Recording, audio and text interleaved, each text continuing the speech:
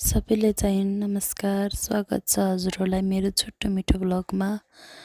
देख्न सक्नुहुन्छ यहाँ मैले बन्दा काटेर राखेको छु। के को लागि हो त भन्दा आज मोमो खानको लागि र प्याज र धनिया पनि धोएर पखालेर काट्न सुरु गरिरहेका छौँ। यता पिठो मुस्दै छौँ अनि सबैले आफ्नो काम गर्दैछौँ। देख्न सक्नुहुन्छ यहाँ र किमा चाहिँ रेडी भइसकेको छ र यहाँ मोमो बनाउन पनि रेडी गर्दैछौँ र मोमोलाई र्याप गर्न लागिरहेको छौँ। यो पिठो चाहिँ बेल्दैछौँ। यो मोमो र्याप गरेको हेर्न सक्नुहुन्छ। जानी नजानी भए पनि बनाउने कोसिस गर्दैछौँ।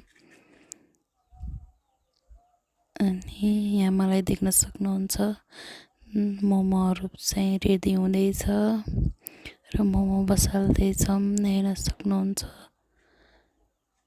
र यहाँ अन्तिममा चटनी खाएको भिडियो चाहिँ बनाउनै बिर्सेछ, माया गरिदिनु ल।